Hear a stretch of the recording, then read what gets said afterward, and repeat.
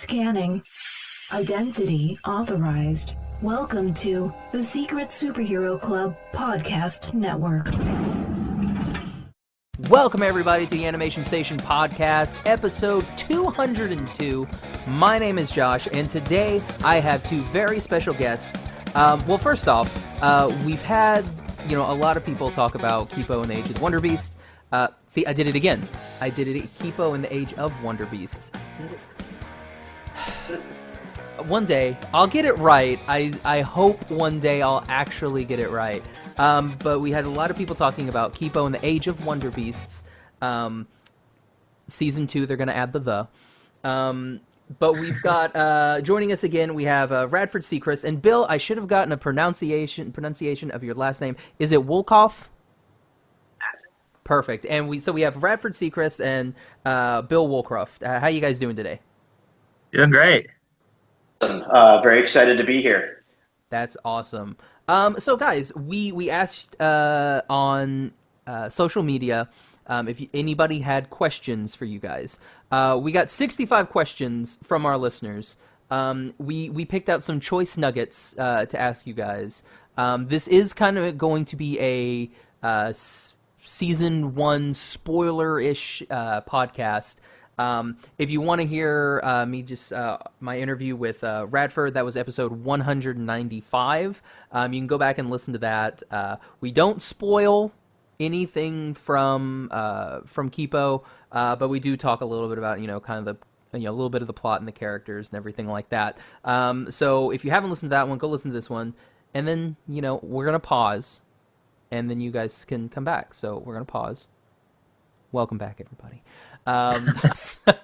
So guys, thanks so much for coming on. I know it had to be weird to take out of get out of your busy schedules. That was a weird way to say that sentence, but I think I stumbled through it. Oh, we're happy to be here, man. We are happy to be taken out of our busy schedules for this. I'll say it weird too. Bill, I just noticed that is a bomb tie, by the way. Cupcakes, I'm loving it. It's every day is a good day for a cupcake tie. Okay, so first off, let's kind of get into it. So you guys have been getting a lot of attention on social media for season 1 of Kipo. Did you guys expect everything that you were getting, or has it come from a surprise, like all of this love for the show? Oh, what do you think, Bill? I mean, we were hoping people liked it. You always want to tamp down your expectations. I mean, just as a general rule in life, I try to conversely expect the worst and be delighted when the worst doesn't happen. So this has been an extra delight. Yeah, I went into it going expecting nobody would watch it. I'm like, oh, I like it. People are watching it. This is great.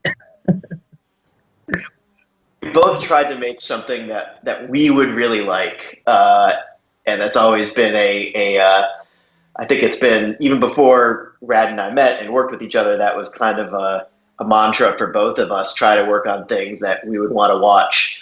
And we're glad to see that other people want to watch the same things we want to watch. So it's been awesome. It's been really cool. I'm very happy about that. That's great. I mean, yeah, that's one of the things. I've not seen.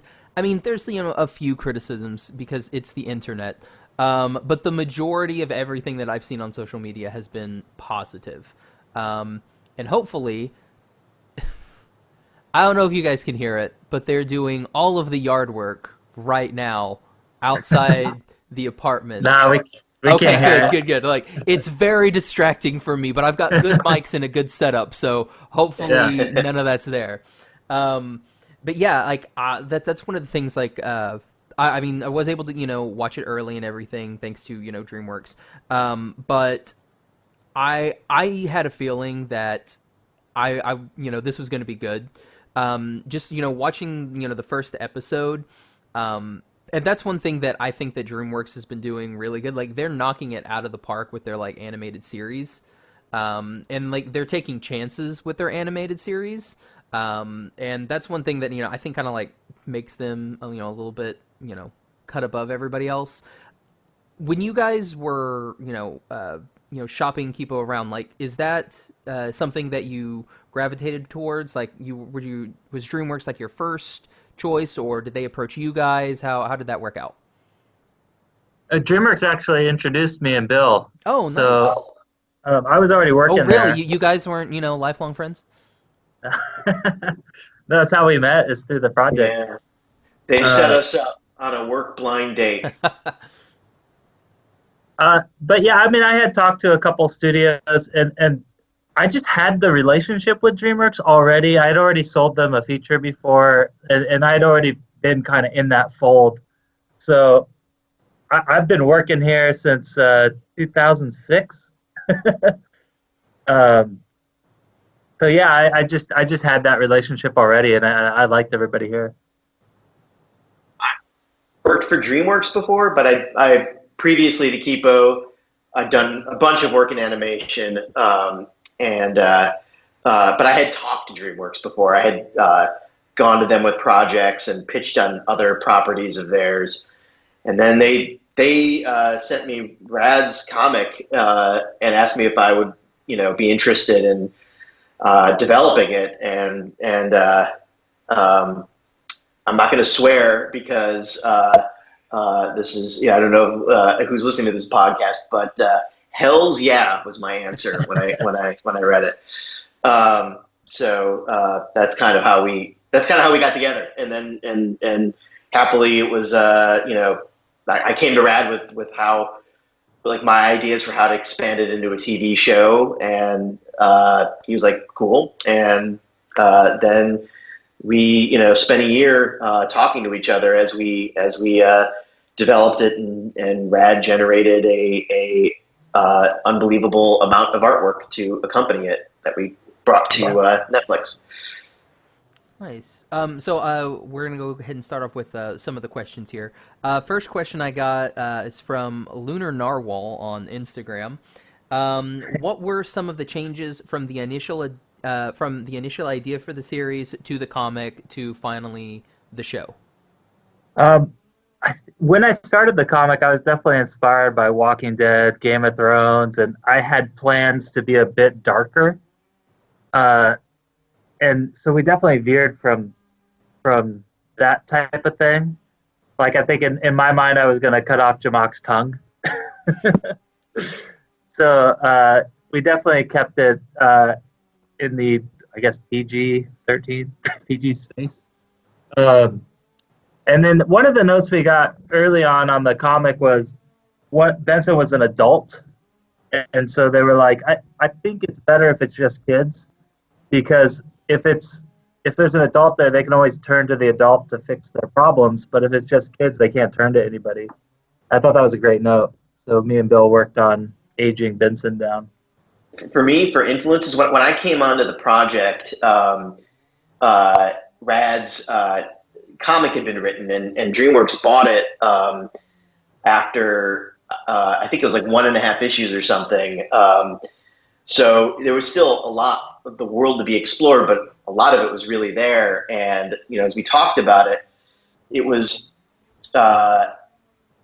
it's The Walking Dead meets Alice in Wonderland, and The Warriors, the Walter Hill 70s movie, was also another big influence. Just in terms of are we going to see like one of the frogs like with a bunch of, you know, bottles on their fingers, be like, Kipo, come on, that'd be pretty cool. We should warn you that we are not allowed to talk about anything beyond season 1. And I joke about this all the time, but I half believe it's true that there is a moon boy with a fishing pole floating above both of our heads right now, waiting to yank us up in the air if we say anything too much. But just in terms of the you know, the world of the surface, it's a not a bleak apocalypse, this wonderful apocalypse 200 years in the future, but it's not.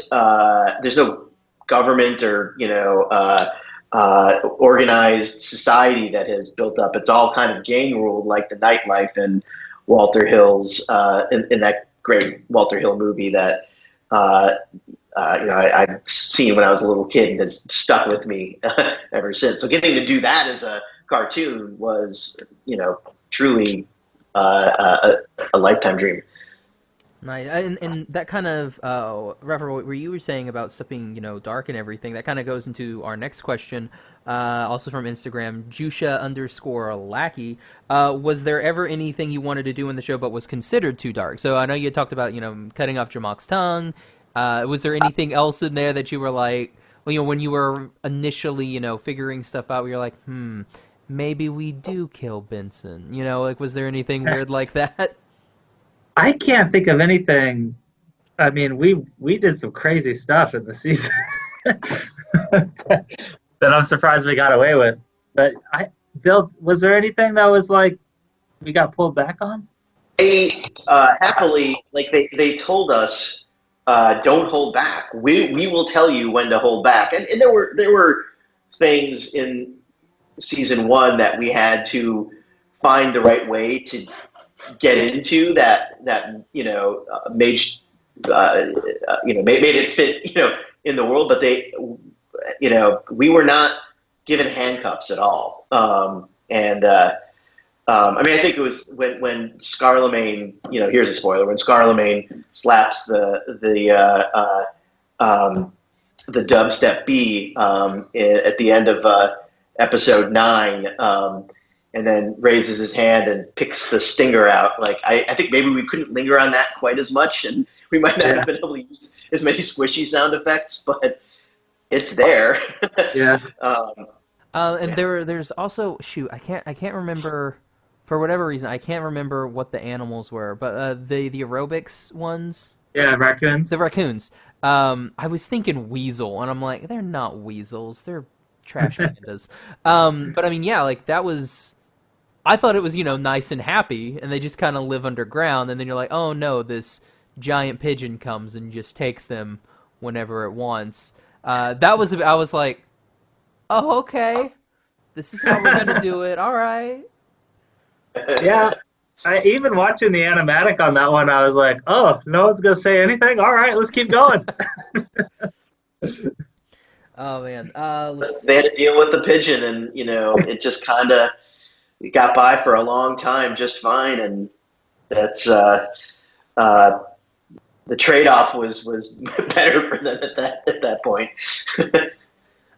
This one is from Twitter from Andrew Barnick. The show has a wide variety of creatures that range from more cartoonish cats and frogs to more frighteningly realistic megamutes.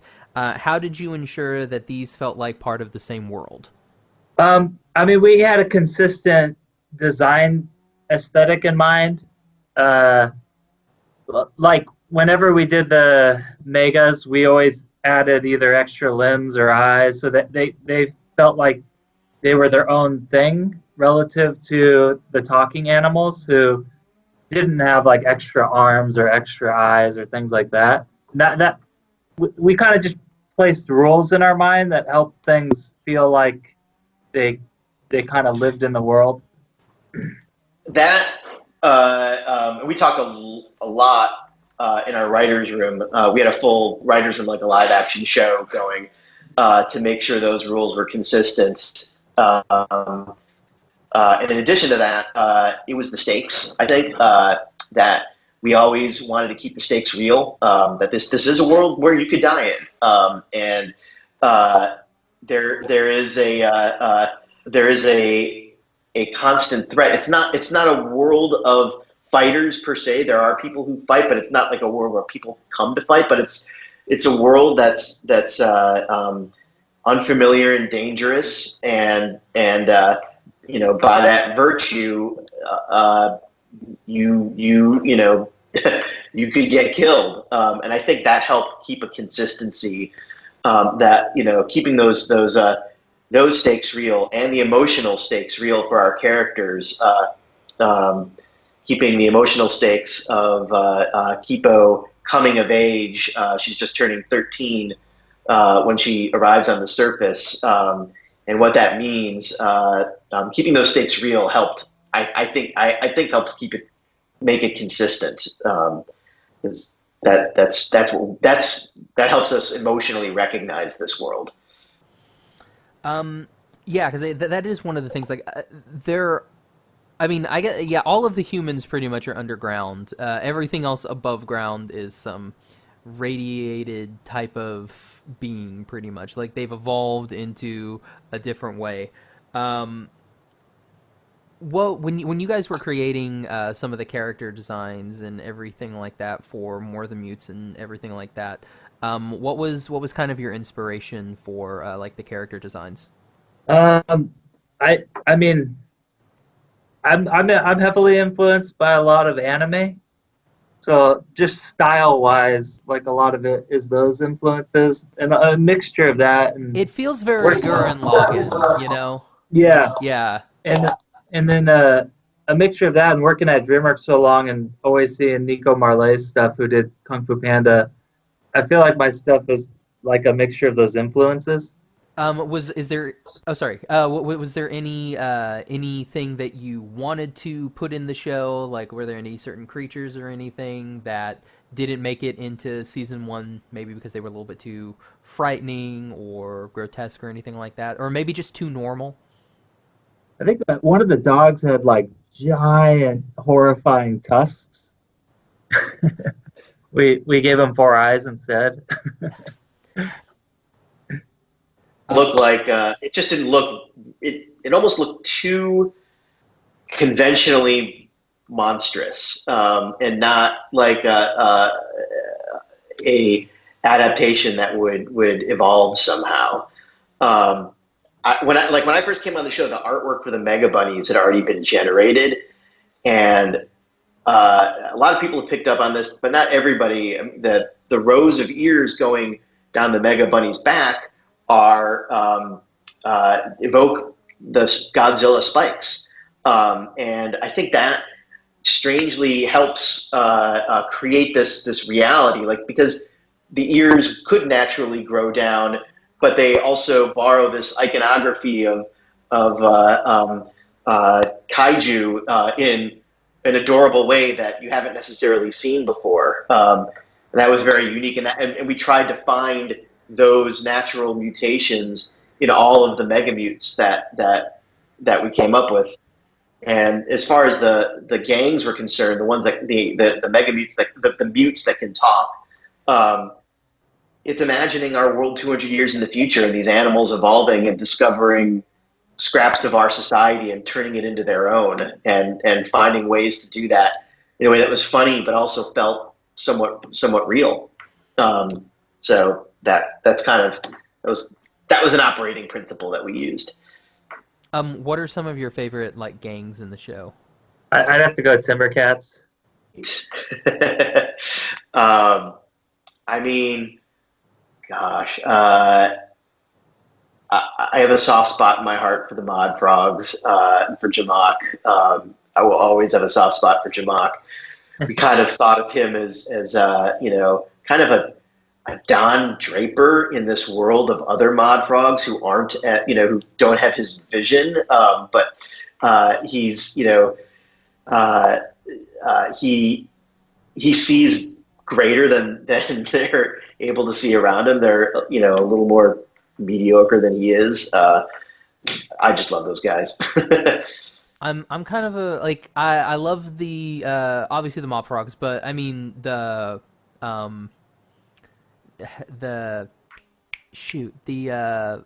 Top Gun hummingbirds. Oh. What were they? Sorry. Humming bombers. Humming bombers. Yeah. Okay. I like that. I would love to see in season 2 a humming bombers like beach volleyball scene. I think that's what we all need in our lives. That's pretty good. Yes and yes and yes. That's perfect. This one is from Instagram. It's from It's Talk Cartoons. Your love for music and fashion, two things I love as well, definitely shines through in Kipo. Can you tell us a little bit about your relationship with the two and why you ultimately chose to express your love for both in the show? I mean, for me, like I even had a small skateboard company before I started, and I've always skateboarded, and I've always been into the fashion. I bet it's my favorite thing right now to go to Fairfax Boulevard, and like all of the top brands are all skate brands.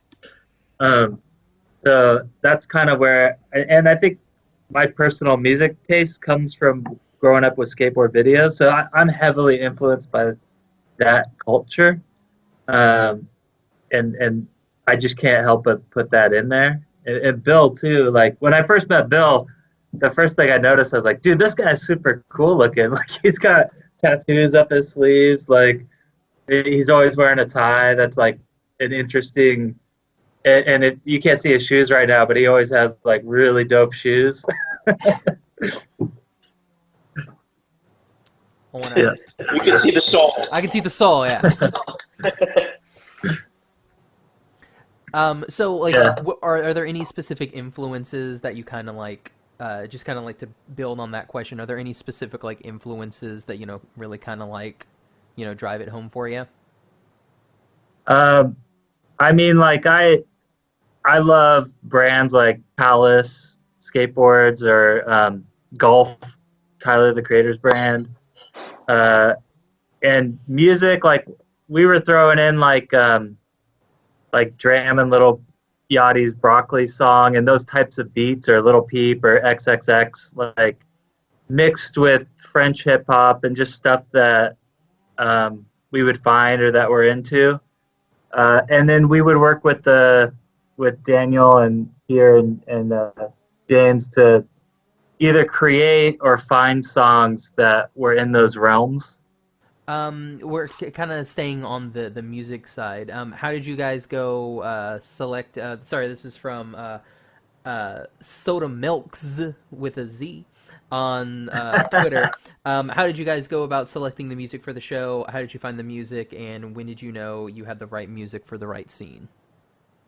I mean, that kind of all goes to DreamWorks. Like they brought us different people to meet with. So like we met with different music supervisors, and we met with different composers, and it was all about them bringing us those people we could work with, and finding Daniel Rojas, who's just an incredible composer. And like he had submitted a bunch of beats that were just in the same tone as the show. Like he was already doing music like that. And James and Kier they had already worked on Spider-Verse, so that they like the second we met Kier, I was throwing out a couple things and he knew exactly what they were, or even like obscure French hip hop songs, and he's like, yeah, I tried to get that on this show. I was like, oh, whoa, okay, you know exactly what we're talking about. When we first started working on it, we put in our wish list of temp music, and DreamWorks was a partner to us. They encouraged us to make music a really big part of the show. So when we were putting our temp score on the animatics, this was before we had Kier and James and Daniel. We wanted the music to reflect the world that we know. Both Rad and I live on the east side of Los Angeles, and there is kind of a sound to that our part of town.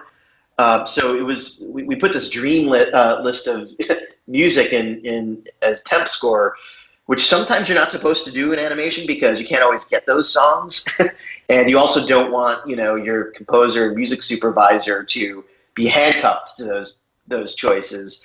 But it helped set the tone for what was possible, and then Kier and James would send us these mixes of tons of choices for different moments in the show, and they were all so good. It was sometimes very hard to choose the right one, although it did become clear after a while, like, oh yeah, that's the right song for that moment.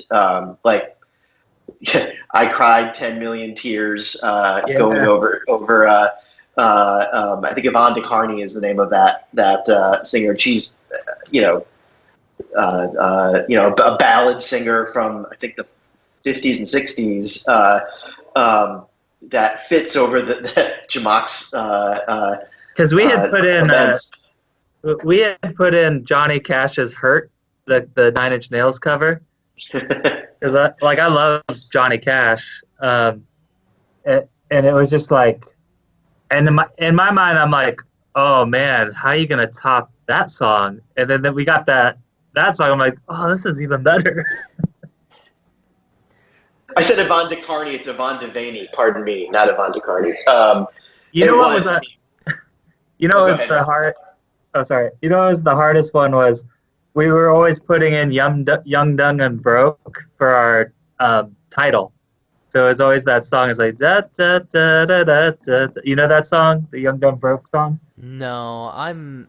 Go look it up. Okay, it's so good. My music history is very sad. I'm very much like 80s hair. That's kind of like, it's weird. It's like, again, Oklahoma. I grew up on two things. It was 80s hair bands and country music.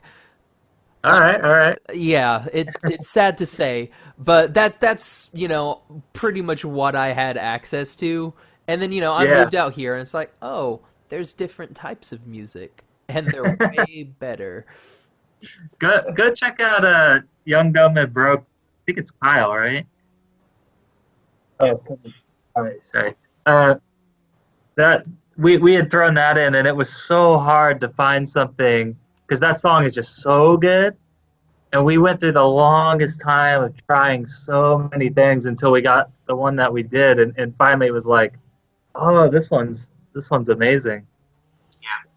Vanessa Michaels is the name of the composer of the theme song, and I'm so happy with it. I didn't think anything could replace Young, Dumb, and Broke in my mind, but when when she did the theme, I very quickly forgot that we ever had it in there at all, and I was like, wait, wasn't it this the whole time since before we started the show? Yeah. It's amazing that they're able to plus it, like make it even better than the temp. We did get probably our most asked question were for people asking about the music, like where can they get the music?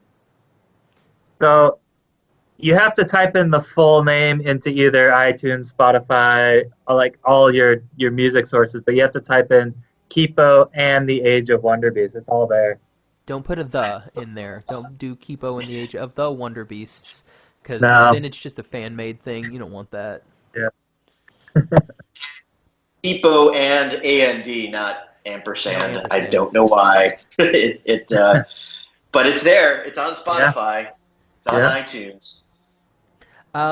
Yeah, that was by far our most asked question. Is like, where can I get the music? Where can I get the music? So yeah, like that's one of those. I guess once we finish this, you'll know exactly when we record this episode, because I'm gonna go to iTunes and then post it, so you guys can. I'm gonna go to Twitter and like post a link to where you can buy the album. So buy it there, guys. Just it's there. It's easy to get. Boom boom. It's like 2 clicks.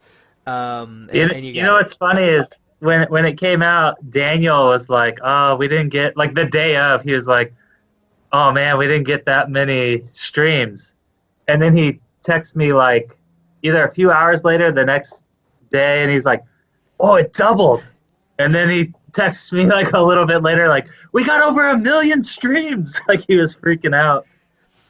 Well, yeah, it's one of those like you gotta like constantly promo that, because I mean, like it's one of those things, like, especially with like a series on anything really.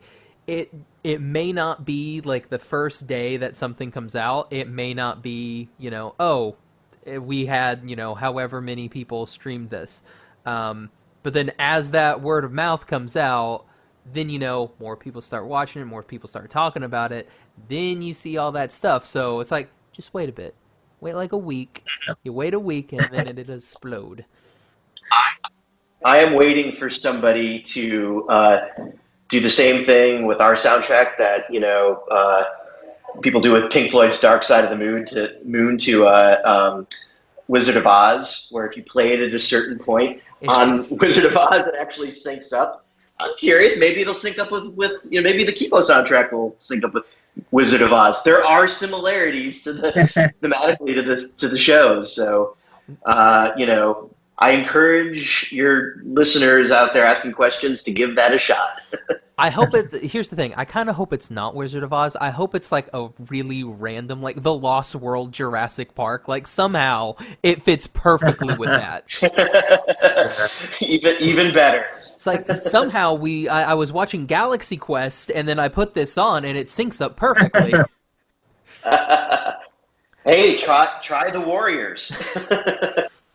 That would be amazing if it's like perfect, like boom, boom, like the Warriors. So we're coming to our last like actual like question. The rest were a lot of questions from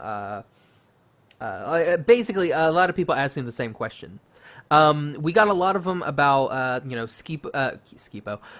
Kipo's skin color. Like, did the Burrow think it was odd that she was purple, or did like Benson and Wolf think it was weird that she's purple?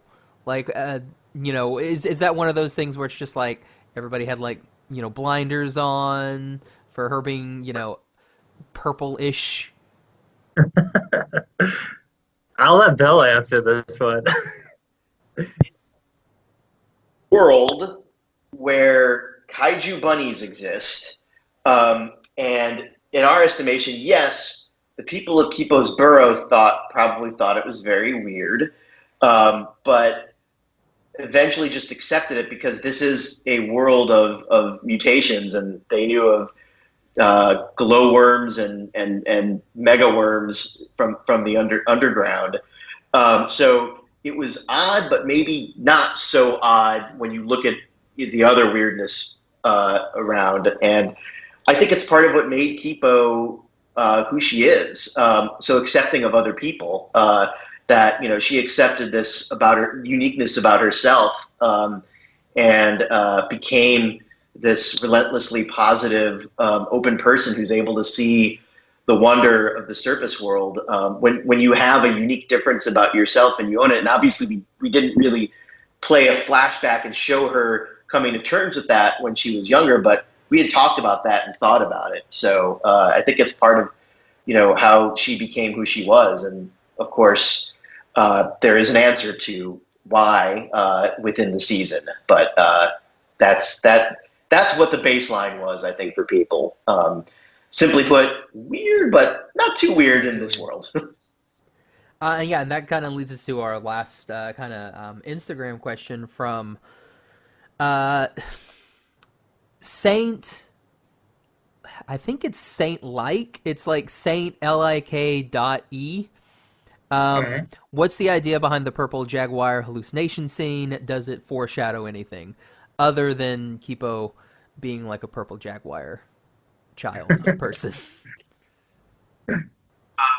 That is a there's no way to talk about that without giving a season 1 spoiler, but that's a big moment for Kipo. You can do season 1 spoilers. We're season 1 spoiler heavy. Go ahead. You're fine. That's a big moment in her coming to terms with the fact that she's a mute when she sees this full Jaguar arm grow on her. And the purpose of that dream sequence is to really get inside of her head and process what she was going through emotionally, what she had been going through emotionally, as weird things were starting to happen, as she basically went through puberty and could see in the dark when it got dark, or would grow fur and get stronger when her friends were in danger. But this was the biggest change, and we wanted to really be inside of her head when that change was happening. So we were going through that with her. The idea was to have the audience feel like they were growing it also, because we really do experience all aspects of the surface world from Kipo. She is a proxy for us. So, and it was it was a cool way to do a musical number. We had to get Sterling K. Brown singing again. Yeah, it's definitely different from when I went through puberty. I didn't get to see in the dark. That kind of sucked. I think the only thing I gained from puberty was the ability to see in the light. That's basically all I got from mine. Our next big question. We got almost as many of these as we did of where's the music. A lot of people are asking about Benson. Like, was there any pushback from DreamWorks with making him gay, and like who decided for him to boldly come out? Was that something that you guys knew you wanted to do, or was that you were just like sitting one day at lunch and you're like, you know what, while we're in this Chipotle, what if and then like how did that kind of Benson's coming out, how did that kind of happen? Well, I sold the show with a gay character, so they already knew when they're buying it Benson is gay. But the cool thing was that when me and Bill talked to Peter Gall, and I think you were there, Bill, but Peter just said, you can have a gay character, but he has to say the words "I'm gay," which was really cool to hear from the studio. So Bill wrote that episode too, so if you want to talk a little more on it, Bill. We knew from the beginning that we wanted to have this story play out, and we wanted the moment to come out organically, and we wanted it to be a part of Benson's character, but not define who he is. And it comes out as a part of Kipo's growth. This is at heart, it's a coming of age story. She's coming of age, against this fantastic apocalypse, and she doesn't meet that many humans. There's not that many humans in her burrow, and there's not that many humans that she meets on the surface world. There aren't that many humans left on the surface world. So it's natural that these feelings would come, feelings for the other humans that she meets would come up, and that's why she expresses them to Benson. She's a little bit younger than Benson. She's 13. He's, in our minds, he's 16. So he's just being very nice. Like, I'm going to take you out and have you on the special thing because we're friends. And she reads a little more into that, as young kids tend to do when somebody shows you more attention when you're that young. And that was how we wanted it to come about, but not be a big deal. And we wanted the chance to get to play that out in Benson's character, and have it be, again, it doesn't define him, but it is a part of his life. So happily we were able, DreamWorks supported us in following through and letting him have a crush at the end of season 1. I wrote, as Brad said, I wrote episode 6 where he comes out, and I also wrote episode 10. But both of those moments were very much the result of our entire writing staff weighing in on the Benson's arc over the season. We had an amazing writing staff, and everybody discussed this moment and how to make it real and authentic and organic to the story, and to Kipo's story. And our storyboard artist team also weighed in on top of that, and our directors. So we did have a lot of voices helping craft those moments. And Brad and I are I'm personally a little surprised at how much of a nerve it struck in a good way, and very happy that it seems to have meant something to a lot of people. So we're really glad that moment resonated. But we didn't write it in a premeditated motive to elicit that reaction. So we were genuinely surprised that people have written articles about it. That's nice. Did you guys have any favorite scenes? Like, was there a scene that you guys, really, spoke to you this season? I love Benson's intro over music. is kind of fun to see like an all silent but with music scene. God, do you got some favorites, Bill? To pick amongst our children. I think if I had favorite character, you know. I think if I had to pick a favorite moment, it would be in episode 7 when Kipo gets to have her mom back for a day and gets to experience, like, have her mom come at the time in her life when she needs her the most, and then she has to say goodbye to her because it's all fake. But she could still have her mom forever in her head and, you know, basically live kind of like the Matrix if she chose to keep her, but then she makes the stronger choice to say goodbye and leave her behind. I always get a little misty thinking about that moment, and I think that might be one of my favorite moments in season 1. Nice. While we wait for season 2, are there any comics or books or series that you would recommend to the fans? Oh, Yeah, this is definitely the putting you on the spot episode. I mean, we both have little kids. Like, so I got lots of preschool show recommendations. Would you recommend True in the Rainbow Kingdom? Yes, I actually would. That's great, because we just had our 200th episode, and we had a 5-year-old boy who was spending a lot of time with us and would only watch True on Netflix. So while we were watching that, I was talking with his mom. I'm like, it'd be funny if we made our 200th episode about True and call it True 100, and then we did. So great. That show's really well designed. It's a nice. Yeah, we got that one on rotation, as well as I think Pororo. It's a Korean cartoon because my wife's Korean. So I've been really. I mean, I love Hilda in terms of animation. I guess that's not as new anymore. That's been out for a little bit. I loved. I haven't seen series 2 of Infinity Train, but I loved series 1 of Infinity Train. I'm excited for Glitch Techs. I think that's coming out very soon. All of those, we've been watching with our kid. Watchmen is one of the best things I think I've ever seen. I don't know if I'd watch that with kids, but maybe not with the children. My daughter loves the Baby Yoda from Mandalorian, so we watch that all the time.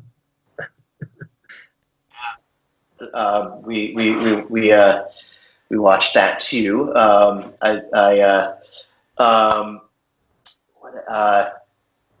I just read, and this is more for grown-ups. I just read The Ninth House by Leigh Bardugo.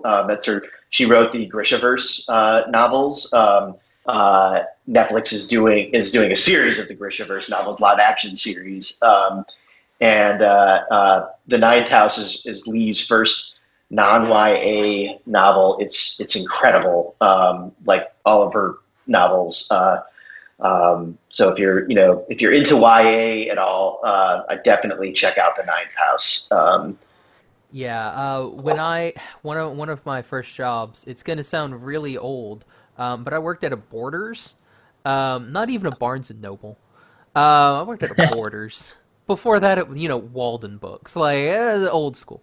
But I was in charge of the YA section, so I got to read all of it. Like, I was reading all the Harry Potters, I had all the Percy Jacksons, all the Artemis Fowls, all that stuff, and I was like, all right. So when you're like talking about YA, I'm like, oh, interesting. I do like myself some YA. But yeah, I'm gonna definitely check out The Ninth House. That sounds interesting. Can you? What's it kind of about? Like a little synopsis. It's about secret societies at universities. It takes a fictional point of view of Yale, which has lots of secret societies like Skull and Crossbones and scroll and key. There's many of them that actually exist. And kind of the twist of the novel is, and this gets established on page 1, so it's not even a spoiler, is that they are all places where you can practice real magic, and it's a secret. It's about this a girl who would never, like, high school dropout, and a drug addict who reforms herself and gets pulled into becoming kind of the person who polices all of the different houses at Yale, and she's the most unlikely of people to come to like a kind of stuffy institution like Yale. So it's this mix of magic, but also like a young girl from the wrong side of the tracks coming into a stuffy boys club type society and like making her own name. It's got so many things that I love. I love it. That sounds awesome. Yeah, I've definitely got it. I've got like 4 Audible credits that are just sitting right now, so that sounds quite interesting. I need a break from The Witcher because the books are great and the narration is fantastic, but it's like, yeah, I need a palate cleanser. I've gone through like 3 Witcher books, and I'm like, oh god, we need to pump the brakes on The Witcher right now. Guys, Bill, Radford, thank you both so much for coming on. Yeah, thanks for having us. No problem. If you could say one thing to the fans, like whatever you want, like as a thank you, like stop asking about the music, whatever it is, what would you say? Oh man, what is my favorite thing is I've been seeing a lot of people tell me that they're inspired to draw again that hadn't drawn for a long time, or just inspired to try drawing in general, and that's probably the thing I'm most excited about. So if you're a fan and you've ever even thought about drawing, go pick up a pencil and start sketching. I'm feeling on the spot now. I'm trying to think. Honestly, undying gratitude is the first thing I would want to express to the fans. But I want to give them something better than that. And Rad, you put it great. I mean, it's the fact that people would be inspired to draw again based on your designs, and seeing the immense amount of fan art just warms my heart.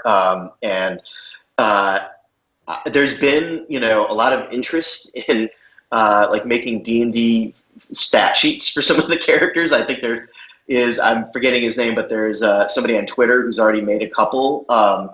And the fact that people are taking the stories into their own, not even just beyond just the designs, but taking the stories themselves, and then being using them to tell their own stories set in the world is the best thing in the world, and I think the biggest compliment that we could get, and I couldn't encourage that anymore.